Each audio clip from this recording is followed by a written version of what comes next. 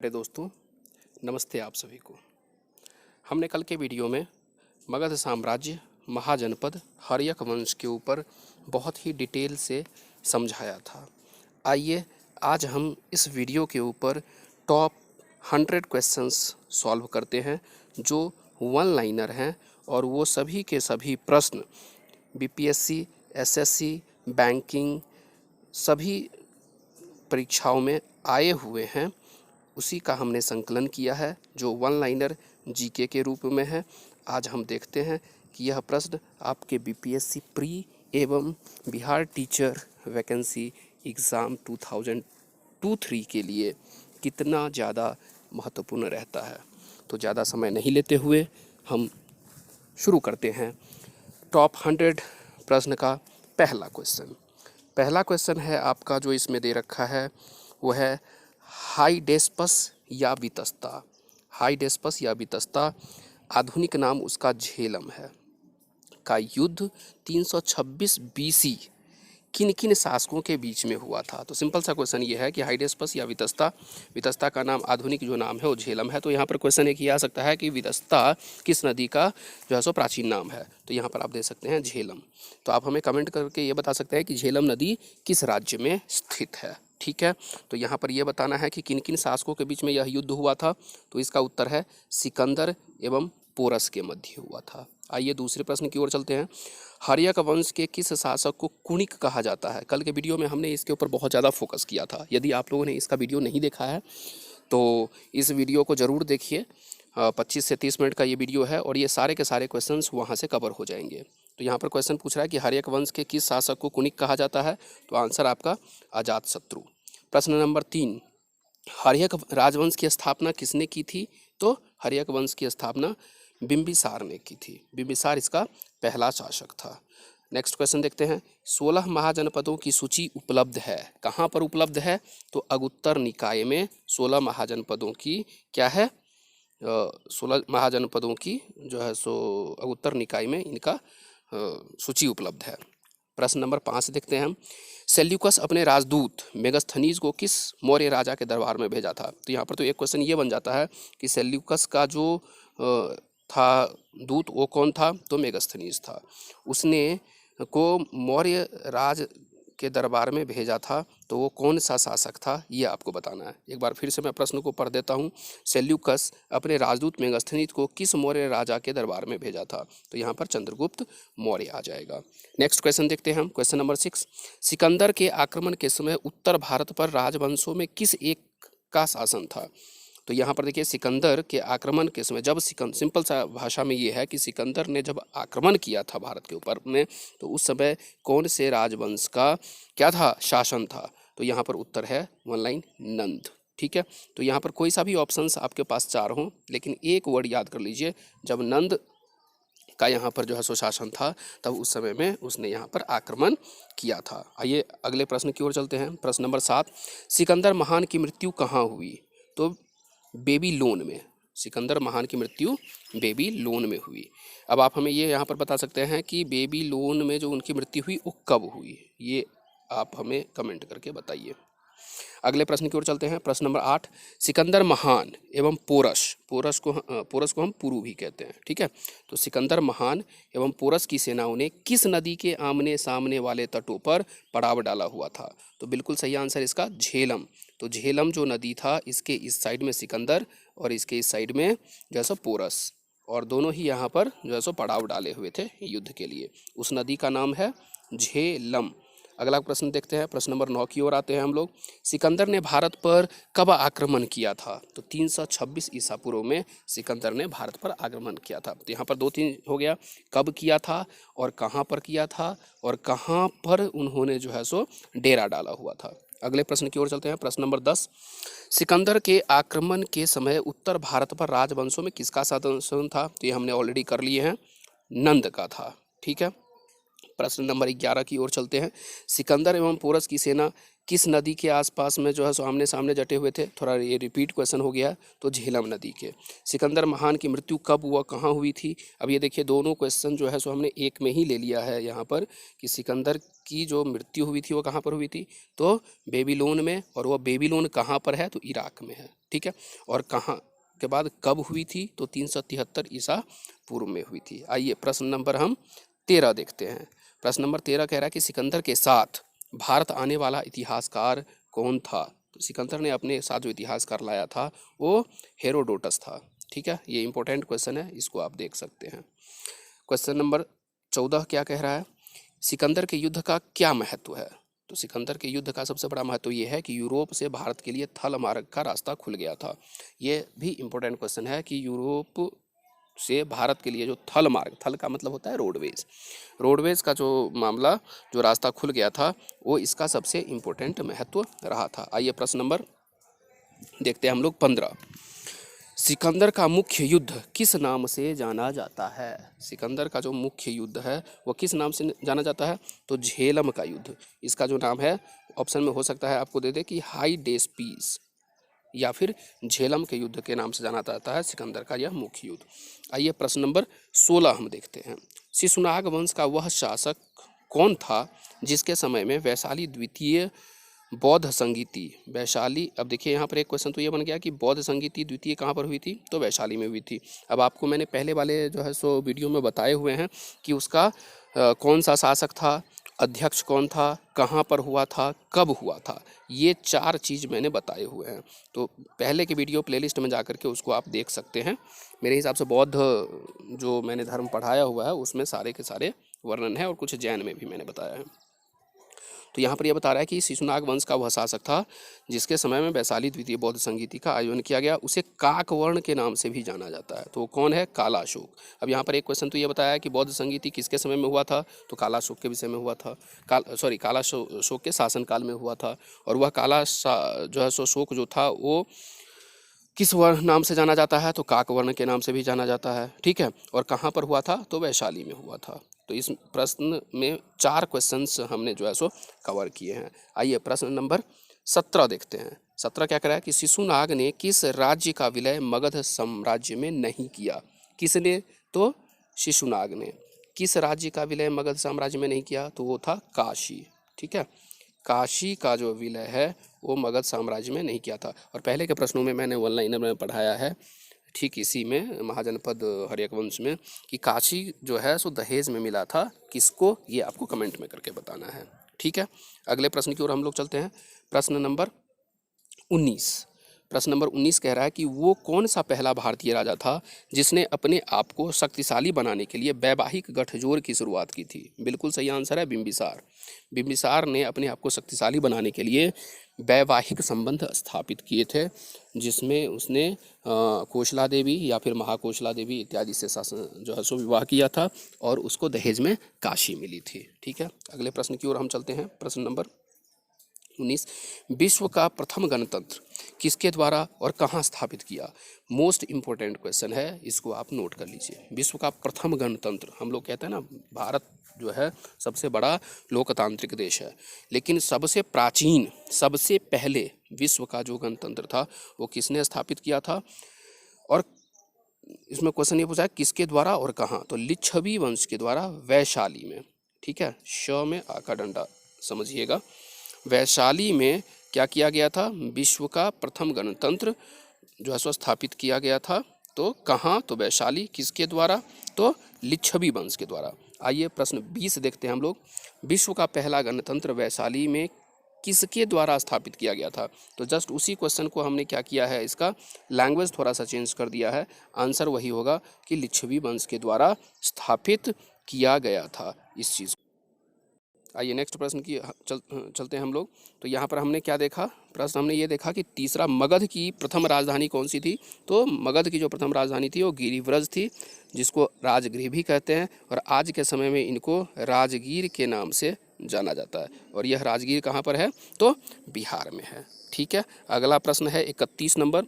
मगध की प्रथम राजधानी कौन सी थी? तो बिल्कुल सही बात है, मगध की जो प्रथम राजधानी थी वह थी राजगृह। और इसके बाद पाटलिपुत्र में जो है सो इनको शिफ्ट किया गया था। उस समय के जो राजा थे वो कौन थे, आप ये हमें कमेंट करके बता सकते हैं। अगले प्रश्न की ओर चलते हैं। 32, मगध का कौन सा शासक सिकंदर का समकालीन था? तो मगध का जो घनानंद जो शासक था वह सिकंदर के समकालीन था। नेक्स्ट प्रश्न की ओर चलते हैं। प्रश्न नंबर 33, प्रश्न नंबर 33 की ओर। 33वां प्रश्न है, भारत में सिक्कों, जिसको हम मुद्रा कहते हैं, का प्रचलन कब हुआ? तो इसका प्रचलन 600 ईसा पूर्व में लगभग हो गया था। अगला प्रश्न, प्रश्न नंबर 34, भारत में सिकंदर का मुख्य युद्ध किसके साथ हुआ? तो बिल्कुल सही बात है, पोरस के साथ। तो पोरस से संबंधित हमने 4-5 क्वेश्चन बताया है। नदी, कौन सा नदी का किनारा था? तो झेलम नदी। ठीक है, कब हुआ, कहाँ पर हुआ? तो ये 4-5 क्वेश्चन हम ऊपर डिस्कस कर चुके हैं, जिसको आप फिर से रिमाइंड कर सकते हैं। प्रश्न नंबर 35, भारत में मुद्रा का प्रचलन कब हुआ? तो ऊपर हमने रिपीट कर दिया है, 600 ईसा पूर्व में हुआ था। ठीक है, अगला क्वेश्चन, भारत में पहला यूरोपीय आक्रमण किसके द्वारा किया गया? तो भारत में जो पहला यूरोपीय आक्रमण हुआ था वो यूनानियों के द्वारा किया गया था। प्रश्न नंबर 37, बिंबिसार का संबंध किस वंश से था? तो बिंबिसार का जो है सो संबंध जो है सो हर्यक वंश से था, और यह बहुत ही जो है सो शक्तिशाली राजा था, और इसका जो राजधानी था वो राजगृह था, राजगीर। और इसका जो समय पीरियड था वो 445 ईसा पूर्व से शुरू होता है, जैसा कि हमने ऊपर पहले के वीडियो में बताया है। यदि आपने नहीं देखा है वो वीडियो तो कृपा करके ऊपर प्लेलिस्ट में जाइए और उसको देख करके और भी जो है सो अपने 1 से 2 नंबर जरूर पक्का करिए। अगले क्वेश्चन की ओर आते हैं कि बिंबिसार का संबंध किस शासक से था? तो सही बात है, कौन सा वंश था? तो हर्यक वंश था। दूसरा, प्राचीन भारत में पहला विदेशी आक्रमण किनके द्वारा किया गया था? तो प्राचीन भारत में पहला विदेशी आक्रमण जो हुआ था, यहाँ पर देखिए प्राचीन भारत बोल रहा है, तो यहाँ पर यूनानी ही है, यहाँ पर ई को काट दीजिए, यह है। प्रश्न नंबर 39, प्राचीन भारत में दूसरा विदेशी तथा पहला यूरोपीय आक्रमण किनके द्वारा किया गया था? तो यूनानियों के द्वारा। 40 नंबर प्रश्न, प्रथम मगध साम्राज्य का उत्कर्ष किस सदी में हुआ था? तो 6ठी शताब्दी में। 600 ईसा पूर्व का जो समय था वह कंप्लीट होते होते यहाँ पर इसका उत्कर्ष का समय कह सकते हैं। क्योंकि आप यहाँ पर कहेंगे क्यों, ऐसा क्यों? तो ऐसा इसलिए क्योंकि 545 ईसा पूर्व से 412 ईसा पूर्व तक का जो समय था वह बिंबिसार, अजातशत्रु, उदयन आदि ने जो है सो इसमें शासन किए थे, और उस समय का जो समय था वह बहुत ही ज़्यादा उत्कर्ष का जो है समय था। प्रश्न नंबर 41, प्रथम ईरानी शासक जिसने भारत के कुछ भाग को अपने अधीन कर लिया वह कौन था? तो वह था डेरियस। ठीक है, आइए अगले प्रश्न की ओर चलते हैं। प्रश्न नंबर 42 की ओर। 42 प्रश्न क्या कह रहा है कि पाली ग्रंथों में गांव के मुखिया को क्या कहा गया? अब ये देखिए यहाँ पर गांव का मुखिया के लिए भोजक या ग्राम भोजक, लेकिन किस ग्रंथों में? तो पाली के ग्रंथों में। ठीक है ना, तो ये चीज़ यहाँ पर ध्यान रखना है। क्या कहा गया है मुखिया को? भोजक या फिर ग्राम भोजक शब्द यूज किया। प्रश्न 43, पाली ग्रंथों में गांव के मुखिया को क्या कहा गया? भोजक। बहुत जगह ग्राम भोजक भी यूज हुआ है। पहला ईरानी शासक जिसने भारत के कुछ भाग को अपने अधीन किया, तो डेरियस। ये हम यहाँ पर रिपीट कर चुके हैं। प्रश्न नंबर 45, निम्न राजाओं पर विचार कीजिए, अजातशत्रु, बिंदुसार और प्रसेनजीत। ये यहाँ पर क्वेश्चन, एक चीज यहाँ पर वर्ड मिस है, ऑड वन आउट। ठीक है ना, तो यहाँ पर ये चीज़ बताना है कि इन तीनों में से एक ऑड है, और वो राजा का नाम आपको गोला करना है या बताना है। अजातशत्रु, बिंदुसार, प्रसेनजीत, और यहाँ पर एक लिख लीजिए उदयन। ठीक है ना, इन चारों में से कौन सा एक ऑड वन आउट है जो सबसे अलग है, वो आपको बताना है। आइए प्रश्न नंबर 46 की तरफ चलते हैं। नंद वंश का संस्थापक कौन था? वेरी इंपॉर्टेंट क्वेश्चन, ये बहुत बार क्वेश्चन आया हुआ है। तो जो नंद वंश के जो संस्थापक थे वो थे महापद्मनंद। देखा जाए तो ये क्वेश्चन बहुत ही सिंपल है और बहुत बार परीक्षाओं में आए हुए हैं, तो ऐसा नहीं कह सकते कि बिहार टीचर वैकेंसी वाले में ये प्रश्न नहीं आएंगे। सिंपल आ सकता है ये क्वेश्चन कि नंद वंश का संस्थापक कौन है। ठीक है, और घनानंद से क्वेश्चन तो एक न एक बनता ही है। आइए अगले प्रश्न की ओर चलते हैं। प्रश्न नंबर 47 प्रश्न क्या करा है कि नंद वंश का राजा कौन था जब अलेक्जेंडर ने 327, 4 को हटा दीजिए, 327 326 ईसा पूर्व में भारत पर हमला किया था? तो उस समय जो घनानंद इसका राजा था। ठीक है, और कुछ खास नहीं है, अलेक्जेंडर ने जब नंद वंश का राजा कौन था तो आप इसमें इसको ये बता सकते हैं। प्रश्न नंबर इसमें आते हैं नेक्स्ट, प्रश्न नंबर 49, घनानंद के बाद शासन किसने प्राप्त किया? तो घनानंद के बाद चंद्रगुप्त मौर्य ने। जैसा कि हम लोग सुनते हैं कि चाणक्य और घनानंद के बीच में जो है सो आपसी मतभेद संवाद हुए, तो चंद्रगुप्त ने एक बालक को राजा के रूप में तैयार किया। वह बालक कोई और नहीं था, चंद्रगुप्त मौर्य था। तो शासन किसने प्राप्त किया? चंद्रगुप्त मौर्य ने किया था। आइए क्वेश्चन नंबर 50 की ओर हम लोग चलते हैं। क्वेश्चन नंबर 50 जो है आपका है डेरियस। डेरियस को हम क्या कहते हैं? दारयबाहु प्रथम ने 516 बीसी में सिंधु के तटवर्ती भूभाग को जीतकर उसे ईरान का 20वां प्रांत बनाया, जिसको उस समय हम लोग कहते थे क्षत्रपी वर्ड यूज़ किया है। ठीक है, तो अगर प्रांत ना करके क्षत्रपी आ जाए तो नहीं घबराना है। उसने कितना राजस्व प्राप्त किया था? तो ये यहाँ पर इंपॉर्टेंट क्वेश्चन है कि जब वो जीता था तो कितना? तो 360 टैलेंट। ठीक है ना, ये वर्ड यूज़ हुआ है, इसलिए हमने ठीक उसको कॉपी कर दिया है। प्रश्न नंबर 51, छठी सदी में भारत का सबसे शक्तिशाली राज्य कौन था? तो बिल्कुल मगध, क्योंकि बिंबिसार ने उसको इतना शक्तिशाली बना दिया था और बार बार ये जो है सो 16 जनपद थे, तो उसमें से मगध जो था वो सबसे ज़्यादा शक्तिशाली था। प्रश्न नंबर 52 देखते हैं। छठी सदी ईसा पूर्व के दौरान बड़े राज्यों के उदय का मुख्य कारण क्या था? तो उत्तर प्रदेश और बिहार में व्यापक पैमाने पर लोहे का उपयोग। बिल्कुल सही बात है कि उस समय में तो खैर ये हमने अभी मॉडर्न जो है सो प्रदेशों के नाम लिख लिए हैं, लेकिन उस समय में लगभग ये सब एक ही थे। तो वहाँ पर लोहे का जो प्रयोग था, इसलिए उसका जो है सो मुख्य कारण उदय का था। आइए अगले प्रश्न की ओर चलते हैं। प्रश्न नंबर 53, छठी शताब्दी ईसा पूर्व का मत्स्य महाजनपद स्थित है। उस समय का मत्स्य महाजनपद आज का क्या है? राजस्थान में। ठीक है, नेक्स्ट क्वेश्चन। ग्रीक यूनानी लेखकों द्वारा किसे अग्रमीज या जेंटरमीज कहा गया है?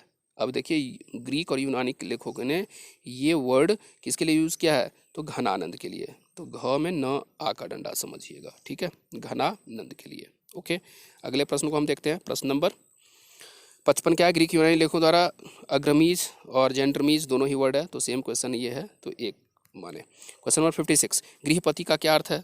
तो गृहपति का अर्थ जो है सो वहाँ पर धनी किसान से संबंधित किया है। क्वेश्चन नंबर 57 की ओर चलते हैं। क्वेश्चन नंबर 57 है, कौन सिकंदर के साथ भारत आने वाला इतिहासकार नहीं था? अब देख लीजिए, 3-4 ऑप्शंस हैं, तो उसमें सिकंदर ने अपने साथ कुछ इतिहासकार को लाया था, जिसमें से 1-2 का नाम हमने ऊपर लिया है, अभी क्वेश्चन भी किए हैं।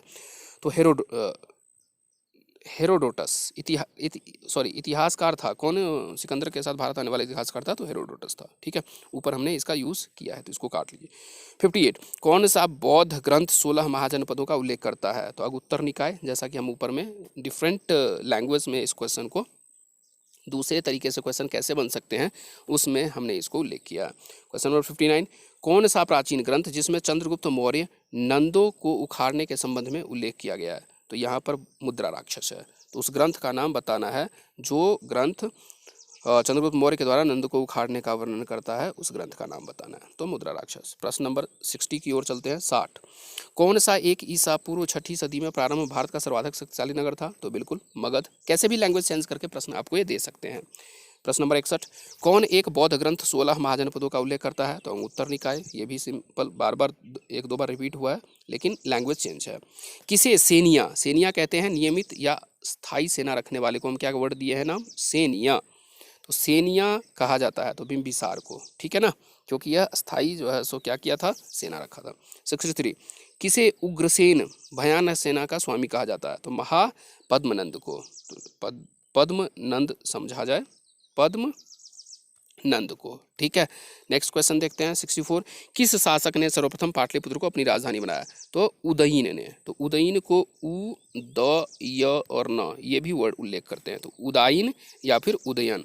तो उदयन ने सबसे पहले क्या किया था? इसको अपना पाटलिपुत्र को अपना राजधानी बनाया था, और जो राजगीर पहले था उस राजगीर से ट्रांसफ़र किया था उसने पाटलिपुत्र में। किसने किया था? उदयन ने किया था। तो इस चीज़ को आपको ध्यान रखना, ये मोस्ट इंपॉर्टेंट प्रश्न है। आइए अगले प्रश्न की ओर चलते हैं। प्रश्न नंबर 65 क्या करा है?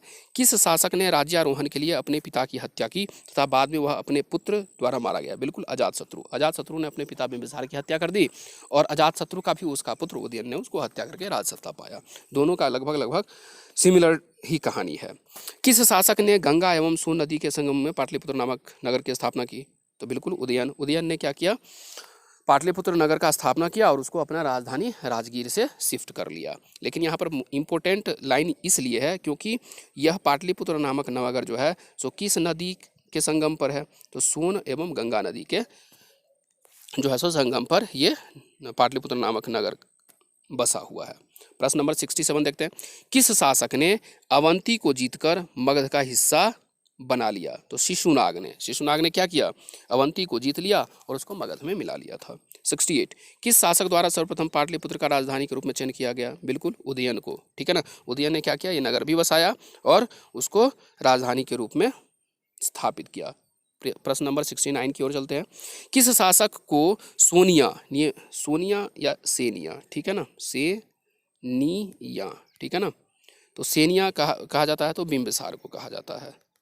किस शासक को उग्रसेन कहा जाता है, तो महापद्मनंद को उग्रसेन कहा जाता है। किस राज्य में गणतंत्रात्मक शासन व्यवस्था नहीं थी, तो मगध। किस मगध सम्राट ने अंग का विलय अपने राज्य में कर लिया था, तो बिंबिसार ने। तो बिंबिसार, यहाँ पर एक कहानी मैंने ये भी बताया था कि बिंबिसार ने क्या किया था, अंग राज्य को जीत करके और उसने अपने पुत्र अजात शत्रु को वहाँ का उसको गवर्नर बना दिया था। और यही अजात शत्रु ने अपने पिता बिंबिसार की हत्या करके बाद में क्या किया था, राज्य को प्राप्त किया था। आइए अगले प्रश्न की ओर हम लोग चलते हैं। प्रश्न नंबर 73, किस प्राचीन भारतीय ने ईरान का राजा दरियुस की तरह शिलालेख जारी किया था, बिल्कुल अशोक ने। तो अशोक का शिलालेख बहुत ही ज़्यादा फेमस है, जैसा कि आप लोगों को पता है। तो यहाँ पर क्वेश्चन इंपॉर्टेंट इसलिए है कि भारतीय ने ईरान राजा की तरह, तो ईरान का जो राजा था दरियुस, उसने भी शिलालेख जो है सो क्या किए थे, अपना उकड़वाया गया था। 74, किस प्रकार का मृदभांड भारत में द्वितीय नगरीकरण शहरीकरण के प्रारंभ का प्रतीक है, तो उत्तरी काले पालिशकृत बर्तन थे। पालिश का मतलब यहाँ पर पॉलिश लीजिएगा, ठीक है ना, पॉलिशकृत बर्तन थे, तो इसलिए इसका यहाँ पर नगरीकरण शहरीकरण का प्रतीक माना जाता है। 75,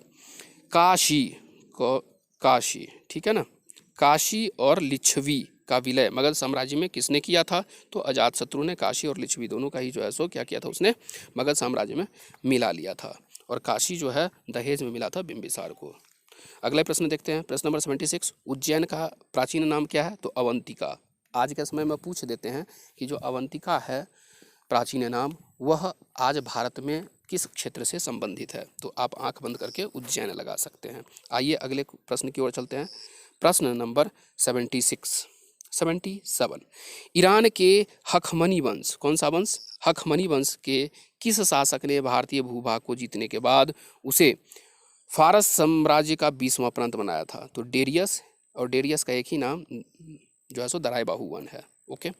78, अभिलेख साक्ष्य से प्रकट होता है कि नंद राजा के आदेश से एक नहर खोदी गई थी, ठीक है, वो कहाँ पर, तो कलिंग में खोदी गई थी। और कलिंग आज के समय में किसको कहते हैं, उड़ीसा को कहते हैं, तो ये चीज़ ध्यान रखना है आपको। कलिंग प्रदेश वर्तमान समय में कहाँ पर जो है सो है, तो आपको 4 मॉडर्न नाम दे देंगे और उसमें आपको टिक करना होगा। 79, अजातशत्रु गद्दी पर बैठा, कब बैठा, तो 492 ईसा पूर्व में अजातशत्रु अपने पिता को जो है सो वध करके राजगद्दी को प्राप्त किया था। और फिर देखिए अजातशत्रु की हत्या, तो अजातशत्रु ने किसका किया, बिंबिसार का हत्या किया, और उदयन ने अजातशत्रु का किया। तो अजातशत्रु की हत्या किसने की, तो उसी का पुत्र उदयन ने उसकी हत्या करके राजपद प्राप्त किया। अजातशत्रु किस धर्म का अनुयायी था, तो अजातशत्रु बौद्ध धर्म का अनुयायी था। यहाँ पर यह ध्यान रखना है कि बिंबिसार और अजातशत्रु जो है वह बौद्ध धर्म के अनुयायी थे, लेकिन ठीक इसी का पुत्र उदयन जो है बाद में जैन धर्म का अनुयायी हो गया था। ठीक है, अगले प्रश्न की ओर चलते हैं। प्रश्न नंबर 82। अब 82 देखिए क्या प्रश्न कह रहा है कि अजातशत्रु का उपनाम क्या था, तो अजातशत्रु का उपनाम कुणिक था। ठीक है, तो उपनाम ये बहुत बार पूछा गया है, कुणिक। और एक क्षेत्रोजस किसका उपनाम है, ये आप हमें कमेंट करके बताइए। और ये मैंने ऊपर डिस्कस किया हुआ है, पहले जो वीडियो मैंने बनाया हुआ है महाजनपद का, उसमें जरूर देखिए, वो भी 1 लाइनर है। तो क्षेत्रोजस किसका उपनाम है, ये आपको बताना है। मैं आपको ऑप्शन देता हूँ, बिंबिसार, अजातशत्रु, उदयन और जो है सो नागदर्शक। तो उन 4 में से आपको एक का बताना है। अगले प्रश्न की ओर चलते हैं। 83, छठी सदी के प्रारंभ में भारत का सर्वाधिक शक्तिशाली नगर कौन था, तो सिंपल सा है, लैंग्वेज कैसा भी पूछे, लाइन कैसा भी पूछे, लेकिन अगर सबसे शक्तिशाली कोई था तो वो कौन सा था? आंख बंद करके आपको मगध के ऊपर जाना है। ठीक है, अंतिम प्रश्न की ओर चलते हैं। 84, 323 ईसा पूर्व में सिकंदर महान की मृत्यु कहाँ पर हुई थी? ये जो है सो बेबीलोन, और बेबीलोन कहाँ पर है? तो बेबीलोन इराक में है। ठीक है, कब हुई थी? 323 ईसा पूर्व में मृत्यु हुई थी। किसकी हुई थी? सिकंदर की हुई थी। चलिए, आज ये हमने टॉप 84 क्वेश्चंस किए हैं, और जो कि सारे के सारे वन लाइनर इसलिए हमने रखा है कि 4 ऑप्शन पढ़ने में समय की बर्बादी ना हो और डायरेक्ट प्रश्न जो है सो उठा करके इसके आंसर आपके मन मस्तिष्क तक पहुंच जाए। वीडियो को लाइक, शेयर, सब्सक्राइब जरूर करें। बहुत बहुत धन्यवाद। Thank you very much.